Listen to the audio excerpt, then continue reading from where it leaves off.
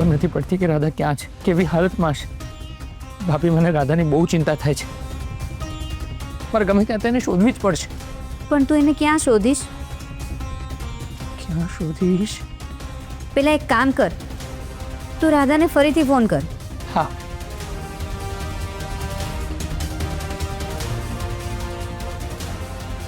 ભાભી, ભાભી, રાધાનો miss call હતો.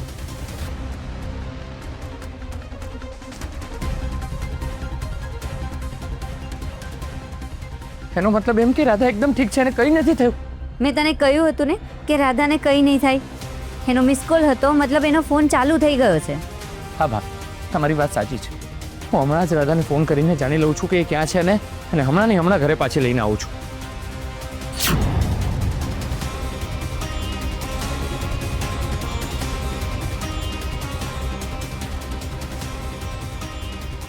એકવાર રાધા સાથે વાત થઈ જાય ને તો સારું.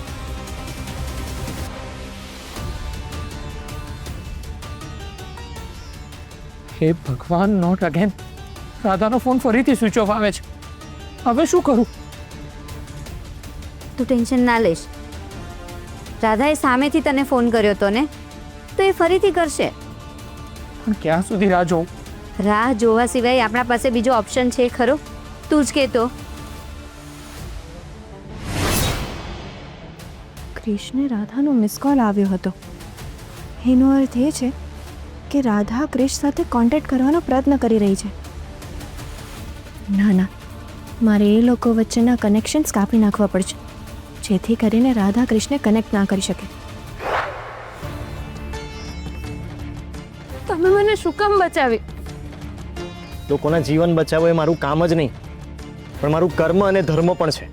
તમને ખબર નથી, પણ તમારી જિંદગી હમણાં કિંમતી છે. તમારે એમના માટે તો જીવવું જ પડશે. મારી કોઈ કિંમત નથી, કોઈને મારી નથી પડી. જો એવું જ હોત તો અત્યારે હું આ હાલતમાં ના હોત. જીવનમાં ઘણીવાર એવી પરિસ્થિતિ આવી જતી હોય છે કે લોકોને આપણા માટે ગેરસમજ ઊભી થાય, અને જ્યારે આપણા લોકો સાથે મનદુખ થયું હોય, ગેરસમજણ ઊભી થઈ હોય ને, તો સાથે બેસીને ચોખવટ કરી લેવાની. પણ જો કોઈ તમને સાંભળવા જ ના માંગતું હોય તો ચોખવટ કેવી રીતે કરાય? ગેરસમજ દૂર કેવી રીતે કરાય? હું મારા અનુભવ પરથી કહું છું, દરેક સવાલનો જવાબ સમય પાસે હોય છે. ક્યારેક એ જવાબ તરત મળી જાય છે, તો ક્યારેક એ જવાબ મળતા થોડો સમય લાગે છે. પણ એ પહેલાં આપણે ઉતાવળે કોઈ પણ નિર્ણય લઈએ ને, તો પછી પસ્તાવાનો જ વારો આવે. મેં આજ સુધી ઘણું બધું સહન કર્યું છે. મારા મન પર પથ્થર રાખીને ઘણા બધા અપમાનો સહન કર્યા છે. મારો કોઈ જ વાંક ના હોવા છતાં પણ ઘણીવાર કડવા ઘૂંટ પીધા છે.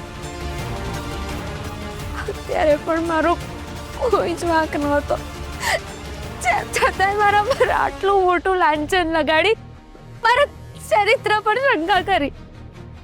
આવી હાલતમાં મને આમ રજળથી મૂકી દીધી. જેના પર મેં મારો જીવ લગાડ્યો એમને જ મારી નથી પડી, તો પછી આવી રીતે જીવવાનો શું અર્થ છે? દરેક તકલીફનું સોલ્યુશન જો મોત જ હોત, તો પછી આ દુનિયા કેવી રીતે? તમને કદાચ ખબર નહીં હોય, પણ મારા જીવનમાં મેં લોકોને જિંદગીની ભીખ માંગતા જોયા છે. સાહેબ, મને બચાવી લો. સાહેબ, મારી માને બચાવી લો. સાહેબ, મારા દીકરાને બચાવી લો. તમે કોઈ એટલા પૈસા આપવા માટે અમે તૈયાર છે.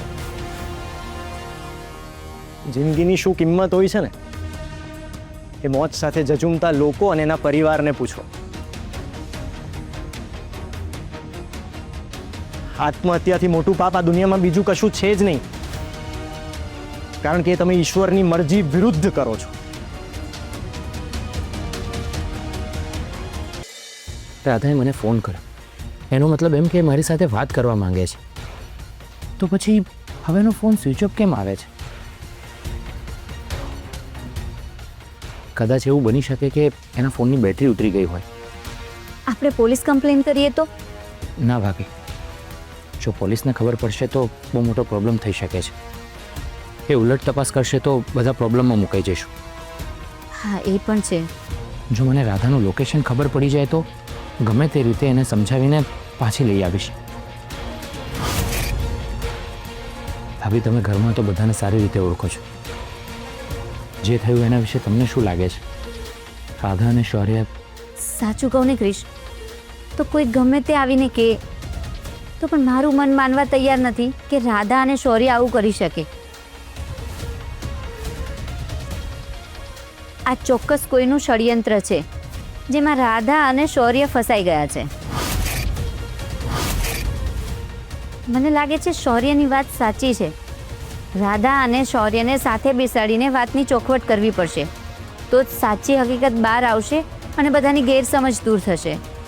તમારી વાત સાચી છે, પણ ઘરમાં મમ્મીને કે મોટા ભાઈને ખબર ન પડવી જોઈએ કે આપણે રાધાને શોધીએ છીએ, નહીં તો ઘરમાં પ્રોબ્લેમ થઈ શકે છે.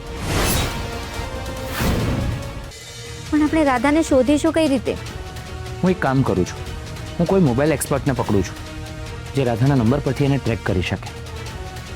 રાઈટ. મારે આ વાત સાસુમાના કાને નાખવી જ પડશે, જેથી ક્રિશ રાધાને શોધવાનો પ્રયત્ન ના કરે.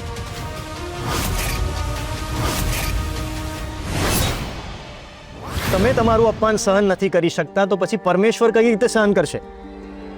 તમે મરીને એની પાસે જશો તો એ તમને સવાલ નહીં પૂછે? આ બધી વાતોથી હવે મને કોઈ ફરક નથી પડતો. મેં નિર્ણય લઈ લીધો છે, પ્લીઝ મને જવા દો. છતાં પહેલા એકવાર મારી વાત સાંભળીને જાઓ.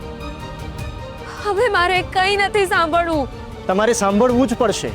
તમારો મારા જીવન પર કોઈ અધિકાર નથી, એટલે તમે મને મરતા પણ નહીં રોકી શકો. જવા દો મને.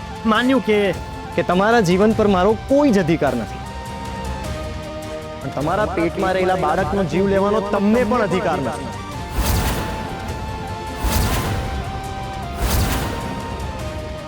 તમારે આત્મહત્યા કરવી હોય ને તો કરો, પણ એ પહેલા બાળકનો જન્મ થવા દો, પછી તમને જે યોગ્ય લાગે એ નિર્ણય લો.